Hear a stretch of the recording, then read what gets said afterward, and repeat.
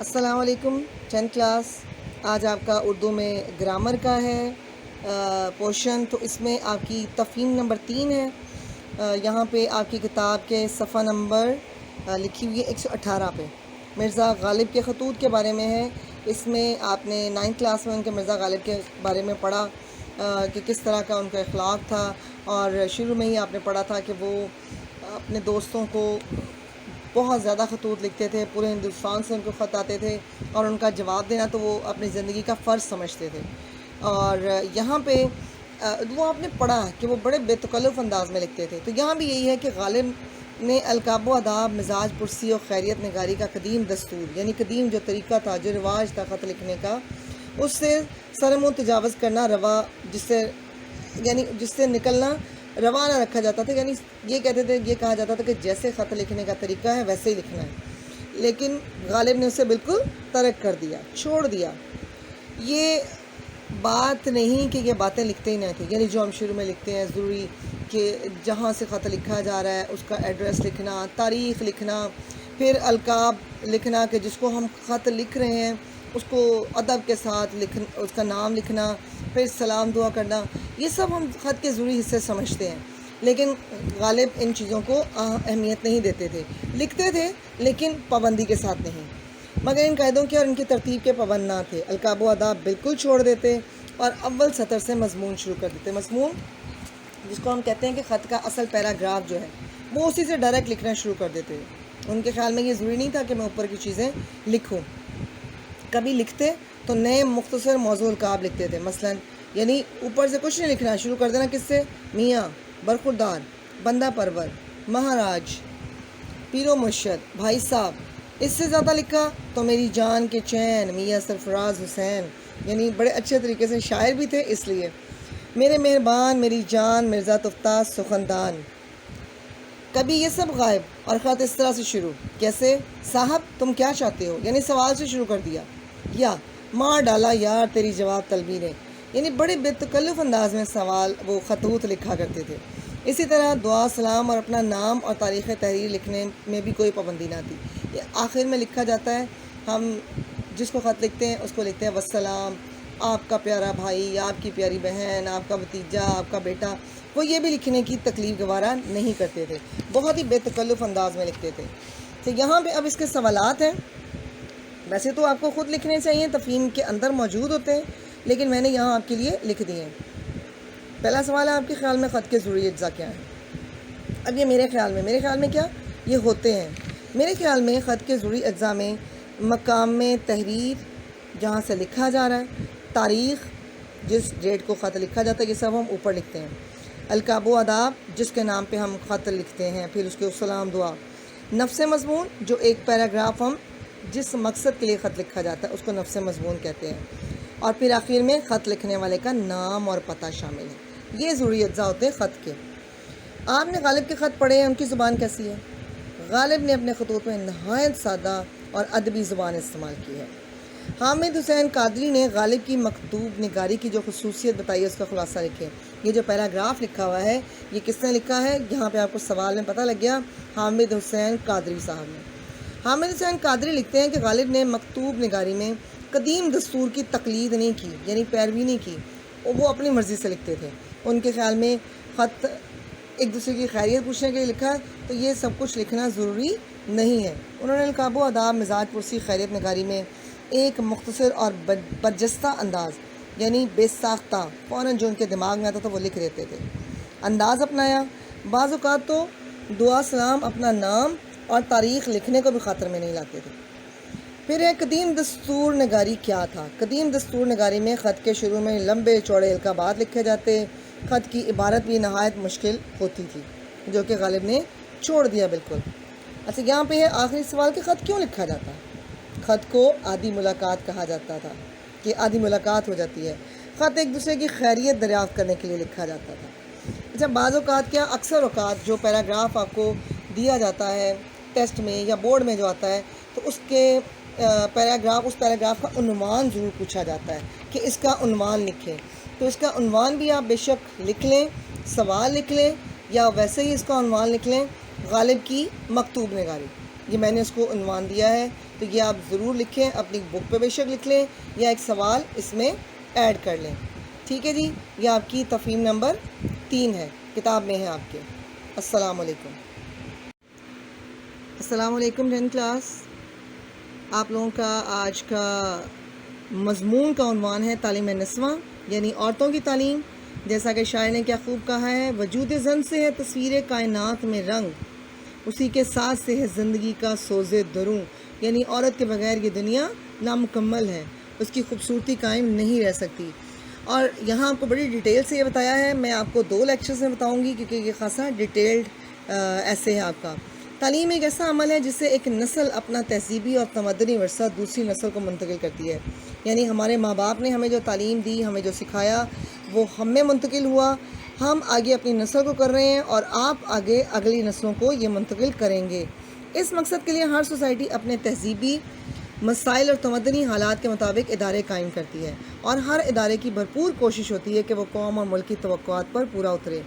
لیکن ایک چیز سب میں مشترک ہے، یعنی سب میں ایک جیسی ہے. وہ کیا کہ پچھلی نسل اگلی نسل کو اپنے تمام تجربات منتقل کرنے، بلکہ پوری انسانیت کے تجربات اور علوم پر پوری طرح منتقل کرے. یہ ضروری ہوتا ہے کہ پوری انسانیت جو ہے وہ اپنے تجربات جو ہیں، وہ اپنا علم جو ہے اگلی نسل پر کو منتقل کر دے، تاکہ دوسری اقوام عالم کے شانہ بشانہ چل کر زندگی کی دوڑ میں شامل ہوا جا سکے. جیسا کہ ارشاد نبی صلی اللہ علیہ وآلہ وسلم ہے کہ علم حاصل کرو خواہ تمہیں چین جانا پڑے. اس وقت چین جانے کے لیے بہت لمبا سفر کرنا پڑتا تھا، اس لیے یہ کہا. یہ نہیں تھا کہ صرف چین میں تعلیم حاصل کی جاتی تھی یا دی جاتی تھی. یہ مقصد یہ تھا کہ جتنی دور بھی جانا پڑے علم حاصل کرنے کے لیے تو جاؤ. آج کل تو خیر بہت آسانی ہے. تعلیم نسواں یعنی عورتوں کے تعلیم کی بہت اہمیت ہے. عام کہاوت ہے کہ مرد اور عورت ایک گاڑی کے 2 پہیے ہیں، دونوں میں یکسانیت اور برابری ہونا لازمی ہے. اب ایک پہیہ بلند ہو جائے اور ایک چھوٹا ہو تو یہ کوئی اچھی چیز نہیں ہے. اگر علم مرد عقل کو روشن کرتا ہے تو عورت کی عقل بھی علم سے جلا ملتی ہے. عورت کی عقل کو بھی اس سے جلا ملتی ہے. اس لحاظ سے عورتوں کی تعلیم بھی لازمی ہے. کوئی معاشرہ اس وقت تک شاہراہ ترقی پر گامزن نہیں ہو سکتا جب تک مردوں کے ساتھ عورتوں کو بھی زیور تعلیم سے آراستہ نہ کیا جائے. اب ہمارا معاشرہ بھی اس راہ پر چل پڑا ہے. فرانس کی مشہور بادشاہ نپولین نے اپنی قوم سے خطاب کرتے ہوئے کہا تھا، آپ مجھے اچھی مائیں دیں، میں آپ کو بہترین قوم دوں گا. کیونکہ اس میں کوئی شک نہیں ہے کہ اولاد کی تربیت ماں کرتی ہے. پہلی درسگاہ ماں کی گود ہے. جو ماں سکھا دیتی ہے وہ ساری زندگی آپ کے ساتھ چلتا ہے. جس طرح کا بھی علم ماں کے پاس ہے، جس طرح کی تعلیم، چاہے وہ ان پڑھ مائیں تھیں، جو تعلیم وہ بچوں کو سکھا دیتی ہیں، جو طریقے سکھا دیتی ہیں، وہ ساری زندگی اس کے ساتھ چلتے ہیں. رسول کریم صلی اللہ علیہ وسلم نے جہاں مردوں کی تعلیم پر زور دیا ہے، وہاں عورتوں کی تعلیم و تربیت کے لیے اہتمام کرنے کا بھی کہا ہے. آپ صلی اللہ علیہ وسلم ایک دن مقرر کیا تھا عورتوں کی تعلیم و تربیت کے لیے. ان کو بتایا کرتے تھے اچھی باتیں، دین کی باتیں. حضور صلی اللہ علیہ وسلم کی ازواج مطہرات یعنی بیویاں حضور صلی اللہ علیہ وسلم سے دین کی باتیں سیکھتی تھیں، اور پھر وہ دوسری مسلمان عورتوں کو یہ باتیں سکھاتی تھیں کہ نبی پاک صلی اللہ علیہ وسلم نے کیا فرمایا اور ہمارا مذہب ہمیں کیا سکھاتا ہے. اسی طرح دین کی تعلیم عورتوں تک بھی باقاعدہ پہنچتی رہی. ایک تعلیم یافتہ عورت گھر کا نظام خوش اسلوبی سے چلا سکتی ہے، یعنی اچھے طریقے سے. وہ ہر کام کو احسن طریقے سے انجام دے سکتی ہے. وہ گھر کے حالات کو سمجھتے ہوئے کفایت شاری کے اصول پر عمل کرتے ہوئے گھر کا نظام اچھے طریقے سے چلا سکتی ہے، اور اس میں کوئی شک نہیں ہے. آپ بھی اپنے گھروں میں دیکھتے ہیں مائیں کس طریقے سے نظام جو سارا ہے وہ چلاتی ہیں. اس کے برعکس ایک جاہل عورت زندگی میں قدم قدم پر ٹھوکریں کھاتی ہے. شوہر کی آمدنی کا زیادہ تر حصہ اسی کی جہالت اور لا علمی سے فضول خرچی کی نظر ہو جاتا ہے. اور پڑھی لکھی خاتون ایک کٹیا یعنی معمولی سی جھونپڑی کو بھی جنت بنا سکتی ہے، اور ایک جاہل خاتون سارے گھر کا سکون غارت کرنے کے لیے اکیلی ہی کافی ہے. ہر وقت گھر میں جھگڑے فساد برپا کر کے رکھتی ہے. داناؤں کا قول ہے کہ ماں کی گود بچے کی درسگاہ ہوتی ہے. یعنی درسگاہ کس کو کہتے ہیں؟ جہاں تعلیم حاصل کی جاتی ہے. بچہ جو کچھ سیکھتا ہے، بچے کی بہتر تربیت کے لیے ماں کا تعلیم یافتہ ہونا ضروری ہے. ایک مفکر نے کیا خوب کہا ہے کہ مرد کی تعلیم ایک فرد کی تعلیم ہے، جبکہ ایک عورت کی تعلیم ایک خاندان کی تعلیم ہے. اتنا ضروری ہے ایک عورت کا تعلیم حاصل کرنا. تعلیم یافتہ مائیں بچوں کو بہترین اور ذمہ دار افراد میں ڈھالتی ہیں. وہ بچوں کے اندر محبت، ایمانداری، صداقت اور حب وطن کے جذبات پیدا کرتی ہیں۔ بچوں کی تعلیم و تربیت کا انتظام صرف تعلیم یافتہ ماں ہی پیدا کر سکتی ہے، کیونکہ تعلیم یافتہ مائیں ہی ملک کا نام اونچا کریں گی اور قوم کی عزت و آبرو کو چار چاند لگائیں گی۔ ایک حفیظ جالندھری نے کیا خوب کہا ہے، یہی مائیں ہیں جن کی گود میں اسلام پلتا ہے، یہی مائیں ہیں جن کی گود میں اسلام پلتا ہے، اسی غیرت سے انسان نور کے سانچے میں ڈھلتا ہے۔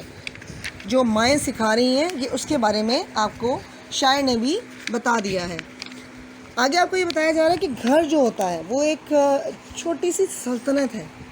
بادشاہ کی جیسے سلطنت ہوتی ہے تو یہ گھر بھی ایک چھوٹی سی سلطنت کی مانند ہے کہ جس میں مرد کی حیثیت ایک بادشاہ کی اور عورت کی حیثیت ایک وزیر کی ہوتی ہے۔ اور یہ امر واقعہ ہے، یعنی یہ بالکل ضروری ہے، یہ سوچنے کی بات ہے کہ بادشاہ تنہا سلطنت کا نظم و نسق نہیں چلا سکتا، اسے وزیروں کی ضرورت پڑتی ہے، اسے ایک وزیر یا تدبیر کی اشد ضرورت ہوتی ہے۔ مگر جس بادشاہ کا وزیر جاہل اور ان پڑھ ہو وہ حکومت کو صرف نقصان ہی پہنچائے گا، وہ اس کے نظام کو اچھے طریقے سے چلا نہیں سکتا۔ عورت یعنی وزیر کا پڑھا لکھا، سلیقہ مند اور باشعور ہونا ضروری ہے۔ تعلیم عورت کے اندر احساس ذمہ داری، اخلاق، پاکیزگی اور دین سے محبت پیدا کرتی ہے۔ ساری دنیا کی بادشاہت مل جائے لیکن ہماری زندگی میں پڑھی لکھی عورت نہ ہو تو ہم بھکاریوں سے بدتر ہیں۔ دین اسلام نے عورت کو بہت بڑا مقام دیا ہے۔ ایک طرف تو یہ معاشرہ تھا کہ جس میں بیٹی کا ہونا باعث شرم تھا، آج بھی بہت سے لوگ ایسے ہیں جو بیٹی کا ہونا باعث شرم سمجھتے ہیں، جبکہ کئی سو سال پہلے ہمارے نبی پاک صلی اللہ علیہ وسلم نے بتا دیا کہ بیٹی ایک رحمت ہے۔ پہلے بھی بیٹی کا جو تصور تھا اس کو گناہ سمجھا جاتا، نحوست تھی، بدبختی کی علامت تھی، وہ شیطان کی نمائندہ تھی، کڑوا گھونٹ تھی، ہاتھوں کی میل کچیل تھی۔ لیکن دوسری طرف ہمارے نبی کریم صلی اللہ علیہ وآلہ وسلم نے انہیں آئینے قرار دیا، بیٹیوں کو جو معمولی سی ٹھیس لگنے سے ٹوٹ سکتے ہیں، یعنی بہت پیار سے رکھنے کو کہا۔ تاریخ گواہ ہے کہ ایک مظلوم عورت کی آواز پر ہی محمد بن قاسم لبیک کہتا ہوا آندھی اور طوفان کی طرح راجہ داہر کے مقابلے میں آ کھڑا ہوا۔ احادیث میں ہے کہ حضرت حنسہ بنت خزام انصاریہ کا نکاح ان کے والد نے ان کی رضامندی کے بغیر کر دیا، حالانکہ وہ شوہر عمر رسیدہ تھا، انہیں ناگوار ہوا، یعنی انہیں پسند نہیں تھا۔ تو حضور صلی اللہ علیہ وسلم سے انہوں نے آ کے شکایت کی اور آپ صلی اللہ علیہ وسلم نے ان کا نکاح کالعدم قرار دے دیا، یعنی جو مرضی کے بغیر نکاح کر دیا جاتا ہے بیٹیوں کا وہ نکاح ہوتا ہی نہیں، کالعدم قرار دیا کہ یہ نکاح ہوا ہی نہیں۔ اور یہاں ابھی بھی بیٹیوں کے ساتھ زبردستی کی جاتی ہے۔